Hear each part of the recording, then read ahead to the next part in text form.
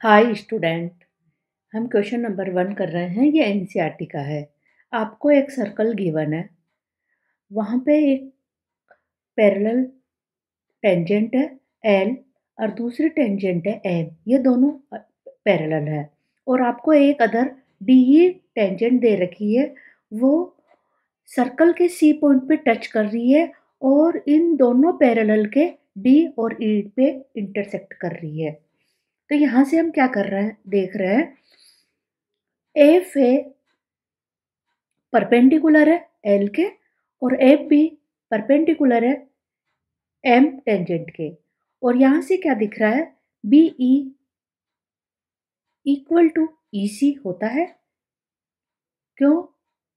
From E point से देखते हैं तो टेंजेंट इक्वल होती है, tangent are equal from exterior point. इसी तरह D A equal to D C भी है, D A equal to D C. Equation number 2 from exterior point is D. अब यहाँ से क्या देख रहे हैं, एफ ए परपेंडिकुलर है आपके एडी के, F B is perpendicular to B E and F C perpendicular to D E. अब इस वाले ट्राइंगल में और इस वाले ट्राइंगल में हम देखते हैं तो इन triangle A F D and triangle F D C के अंदर देखते हैं तो A D equal to D C from equation 2 and F D equal to F D, ये कॉमन है। A F equal to F C equal to radius है, तो ये दोनों ट्राइंगल क्या होंगे, congruent. A D F congruent to triangle D F C by S S S congruent rule. तो इस एंगल को आप क्या लिख सकते हैं, एंगल 1 और एंगल 2, ये दोनों इक्वल हो गए बाय सीपीसीटी से। Angle 1 equal to angle 2 by CPCT. Similarly यहाँ पे आप क्या देख रहे हैं, 3 एंगल 4 भी इक्वल हो जाएंगे, angle 3 equal to angle 4 equal हो जाएंगे। अब आपको क्या गिवन है, AD पैरेलल टू BE है, AD parallel to BE line parallel है, तो ये वाला एंगल और इस वाले एंगल का सम 180 हो जाएगा। AD parallel to BE because L parallel to M, तो angle D plus angle E equal to 180, sum of interior angle. तो D को क्या लिख सकते हो आप, एंगल 1 प्लस 2, E को क्या लिख सकते हो 3 प्लस 4, तो 1 plus 2 plus 3 plus 4 is 180। Then 1 को क्या लिख सकते हैं आप, 2 प्लस 2 प्लस 3 को 3, 4 को भी 3 लिख देंगे, तो यहाँ से 2 प्लस 3 क्या हो जाएगा 90। आपको इस वाले ट्राइंगल में देखना है 2 प्लस 3, तो इस एफ डी ई के अंदर आपको देखना है ट्राइंगल एफ डी ई के अंदर angle F plus angle 2 plus 3 equal to क्या होता है 180। सम ऑफ ऑल एंगल्स का सम क्या होता है 180।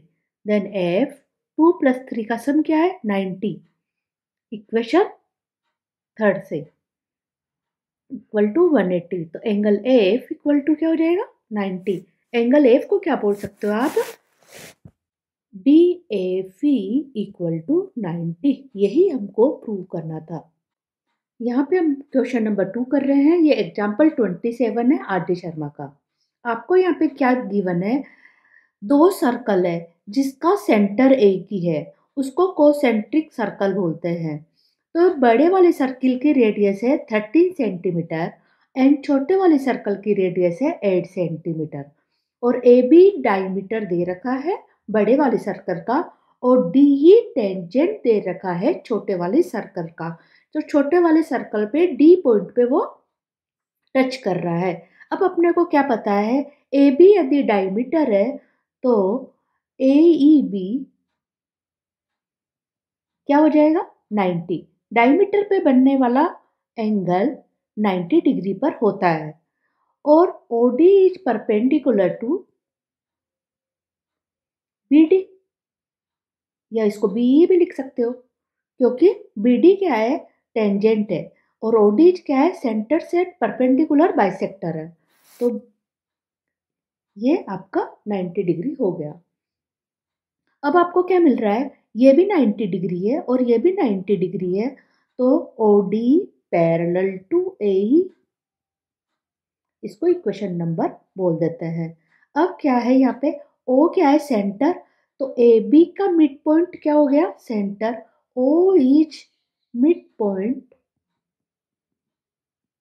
ऑफ AB, तो D भी मिड पॉइंट हो जाएगा, then D is mid point of BE। ये कैसे हुआ, by converse theorem, converse theorem, converse theorem of mid point. तो आप क्या बोल सकते हो, BD इक्वल टू DE, इसको इक्वेशन सेकेंड बोल देना। अब आप क्या बोल सकते हो, मिड पॉइंट थ्योरम में क्या होता है, OD equal to half AE, OD क्या है रेडियस छोटे सर्कल की, इक्वल टू हाफ AE, यहाँ से छोटे सर्कल की रेडियस गिवन है आपके पास 8 इंटू 2 इक्वल टू क्या हो जाएगा AE, तो आपको AE कितना मिल जाएगा 16 सेंटीमीटर। अब आपको ट्राइंगल BOD में देखना है, आपको OB दे रखा है 13, क्योंकि ये बड़े सर्किल की रेडियस है और छोटी सर्किल की रेडियस कितनी है 8 सेंटीमीटर। तो आप यहाँ से BD निकाल सकते हो बाय पाइथागोरस थ्योरम से। तो इन ट्राइंगल BOD में हम क्या देख रहे हैं, तो BD का होल स्क्वायर इक्वल टू 13 का होल स्क्वायर माइनस 8 का square, then BD is 21 into 5। अब ट्राइंगल AED के अंदर देखते हैं, इस वाले ट्राइंगल में, ट्राइंगल AED में AD का whole square equal to AE का होल स्क्वायर प्लस DE का होल स्क्वायर। DE क्या है BD के बराबर, DE इज BD। AE हमने निकाला था यहाँ पे 16 सेंटीमीटर, तो ये क्या हो गया 16 का होल स्क्वायर, BD का होल स्क्वायर इज 21 इंटू 5, 16 का whole square is 256 plus 105 equal to क्या हो जाएगा, AD इज 19 सेंटीमीटर। यही आपको निकालना था। हम क्वेश्चन नंबर 3 कर रहे हैं, ये NCERT से लिया हुआ है। आपको एक ABCD क्वाड्रिलेटर दे रखा है और एक सर्कल दे रखा है, वो क्वाड्रिलेटर के P and Q and R at S point पे टच कर रहा है। आपको क्या प्रूव करना है, AOB प्लस COD 180 प्रूव करना है। सिमिलरली BOC और AOD का सम भी 180 आपको प्रूव करना है।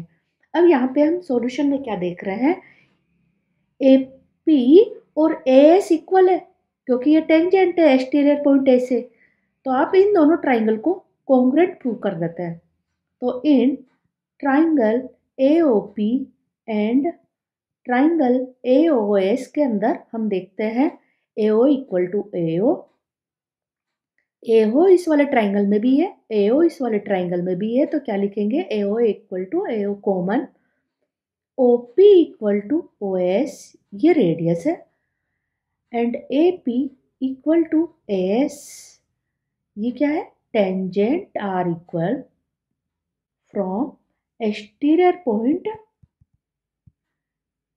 A से। तो triangle AOP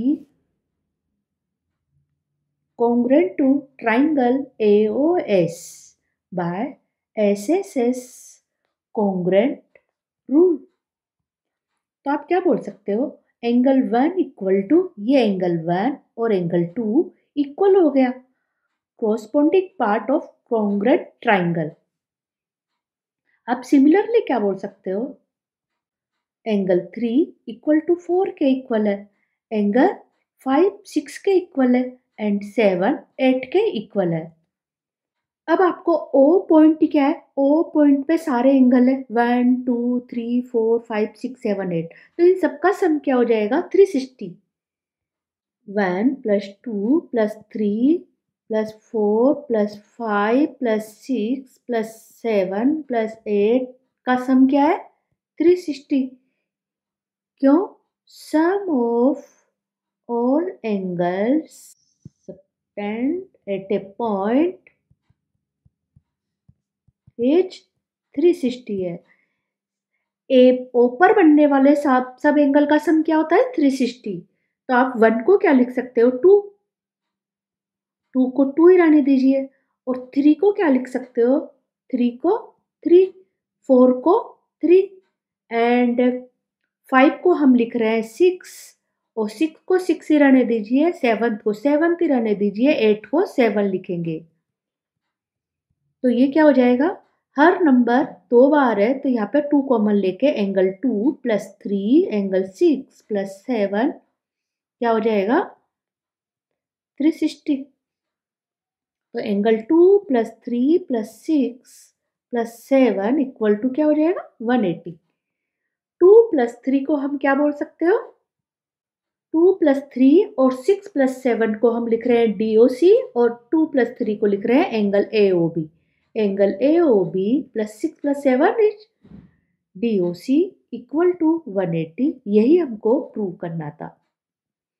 similarly AOD plus BOC का सम भी 180 हो जाएगा।